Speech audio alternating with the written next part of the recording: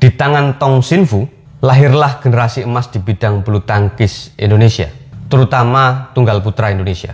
Dari didikan Tong Xinfu ini, muncul pemain yang mampu mendominasi dunia bulu tangkis. Itu terjadi di era 90-an. Sebutlah beberapa nama, ada Alan Budi Kusuma, Ardi B. Wiranata, Joko Supriyanto, Hendrawan, hingga Haryanto Arbi.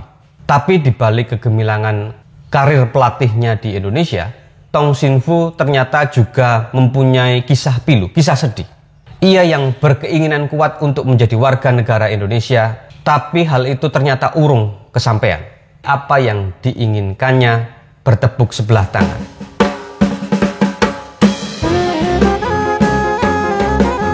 Tong Xinfu adalah pelatih bulu tangkis yang beretnis Tionghoa. Ia lahir di Lampung pada tahun 1942. Sejak kecil ia memang punya hobi untuk bermain bulu tangkis. Dan menginjak masa remaja, ia memutuskan untuk hijrah ke negeri Cina atau Tiongkok untuk belajar. Di sana sembari belajar ia juga bermain bulu tangkis.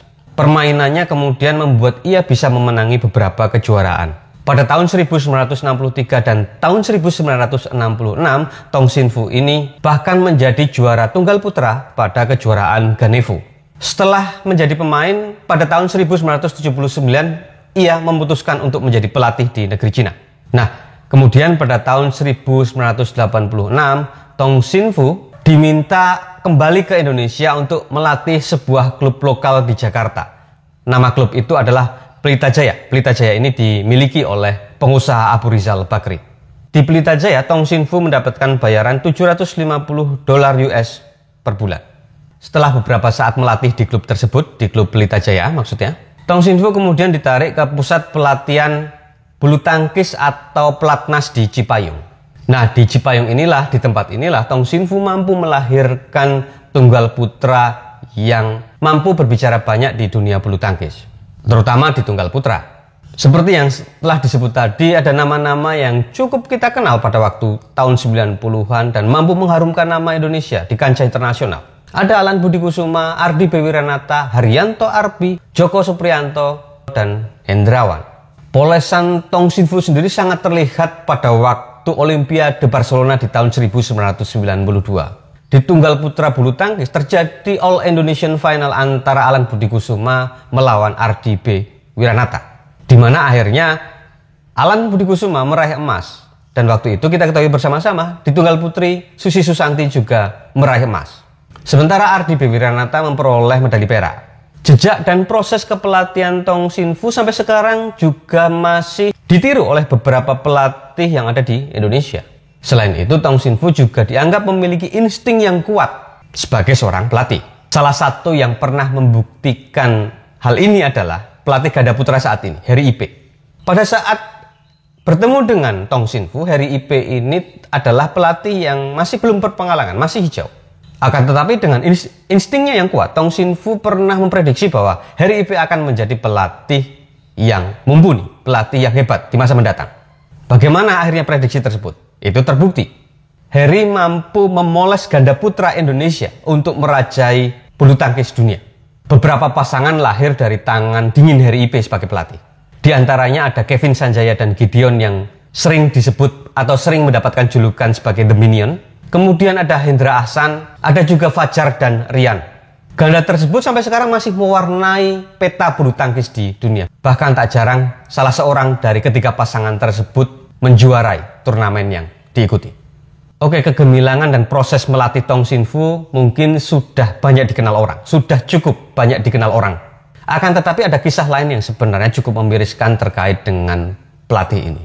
Ini berkaitan dengan keinginan Tong Xinfu untuk menjadi warga negara Indonesia. Kita sama-sama ketahui bahwa Tong Xinfu itu lahir di Lampung, di Indonesia. Belum lagi, dua anaknya juga lahir di Indonesia. Selain itu, Tong Xinfu juga merasa nyaman untuk berada di Indonesia. Hanya saja, entah karena alasan apa, permohonan kewarganegaraan Tong Xinfu untuk menjadi warga negara Indonesia selalu mendapatkan hambatan, selalu ditolak. Bahkan pada suatu saat oleh oknum yang mengurusi permohonan kewarganegaraan tersebut, ia dimintai uang. Mungkin kalau sekarang namanya pungli. Saking punya keinginan kuat untuk menjadi warga negara Indonesia, Tong Xinfu kemudian memenuhi permintaan tersebut. Uang 50 juta ia serahkan semata-mata demi ia mendapatkan kewarganegaraan Indonesia. Ternyata ia ditipu oleh oknum tersebut. Meskipun sudah menyerahkan sejumlah uang, proses untuk menjadi warga negara Indonesia tetap tidak bisa terpenuhi. Berkali-kali ia melakukan itu dan ditolak. Kali ini Tong Sin Fu benar-benar menjadi korban korupnya aparat pada waktu itu. Betapa tidak ia mempunyai keinginan yang kuat untuk menjadi warga negara Indonesia. Apalagi ia memiliki prestasi yang mentereng sebagai seorang pelatih. Ia mampu melahirkan tunggal putra Indonesia yang kemudian merajai bulu tangkis dunia. Meski begitu, pada waktu itu pemerintah atau negara tidak memberikan apresiasi yang semestinya kepada Tong Sin Fu. Padahal keinginannya sederhana, ia hanya ingin menjadi warga negara Indonesia. Ya, meskipun memang ia beretnis Tionghoa, tapi hatinya untuk Indonesia dan lahir juga di Indonesia. Berkali-kali ia mencoba mengurus permohonan untuk menjadi warga negara Indonesia dan tak membuahkan hasil. Akhirnya Tong Sin Fu pun menyerah. Apalagi pada saat itu seorang koleganya yang ada di Cina atau di Tiongkok menawarinya sebuah pekerjaan untuk melatih sebuah klub di Fujian, sebuah provinsi di Cina. Ia juga dijanjikan untuk dipenuhi kebutuhan hidupnya, mulai dari rumah, kendaraan, gaji, hingga kemudian uang pensiun. Hal yang sama sekali ia tak bisa dapatkan di Indonesia. Dan benar saja, ketika kemudian Tong Sin Fu memutuskan untuk kembali ke Cina, kembali ke Tiongkok, bulu tangkis di negara tersebut kemudian melaju pesat, terutama di sektor tunggal putra. Salah satunya adalah kemunculan Lin Dan yang kemudian mampu mematahkan dominasi tunggal putra Indonesia. Bahkan Lin Dan ini kemudian dikenal sebagai legenda bulu tangkis asal Cina, asal Tiongkok, yang mampu berturut-turut menjuarai turnamen bergengsi. Sementara kebalikannya, di Indonesia pasca ditinggal oleh Tong Sin Fu, prestasi tunggal putra Indonesia merosot tajam. Apalagi kemudian pasca Taufik Hidayat memutuskan untuk gentung raket.